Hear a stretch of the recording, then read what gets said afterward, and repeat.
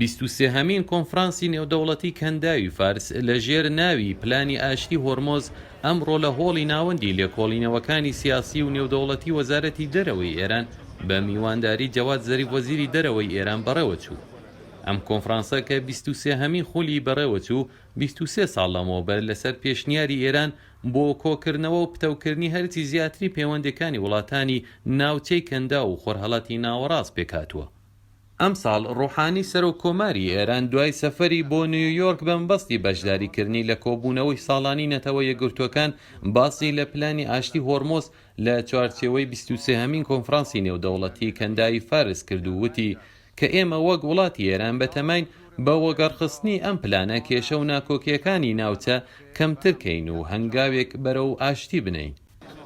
هەرچەند ئێران بۆ ئەم کۆنفرانسە بەنگشتی زۆربەی بەرپرسانی وڵاتانی کەنداوی لە ئاستی وەزیری دەرەوە و جێگری وەزیر کردبوو، بەڵام بەهۆی کزولاوەزبوونی پەیوەندیەکانی ئێران لەگەڵ وڵاتانی سعودی و ئێمارات زۆربەی وڵاتان بەشدار نەبوون. هەر بۆیە لە میوانە پلەبەرزەکان دەتوانین ئاماژە بە یوسف بن عەلەوی وەزیری دەرەوەی عومان و حامد کەرزای سەرۆکۆماری پێشووی ئەفغانستان بدەین. هەروەها جیا لەم میوانە پلەبەرزانە پسپۆران و بیرمەندانی سیاسی چەندین وڵاتی تریش بەشدار بوون.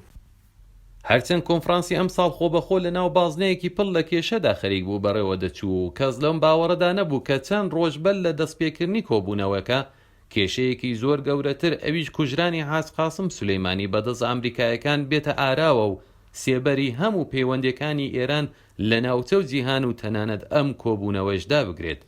جەواد زەریف وەزیری دەرەوەی ئێران کە وەک میواندار یەکەم وتاربێژی کۆنفرانسی ئەم ساڵ بوو، وێڕای بە خێراتنی میوانەکان باسی لە کارەساتی کوژرانی ژەنڕال قاسم سولەیمانی کرد و بە تێڕۆڕێکی حکومی ناوی برد و مافی تۆڵەی بۆ ئێران بە مافێکی ڕەوا لە قەڵەمدا وتی ئەمریکا دەبێت چاوەڕوانی تۆڵەی ئێران بێت، بەڵام کاتەکەی ئێمە دیاری دەکەین.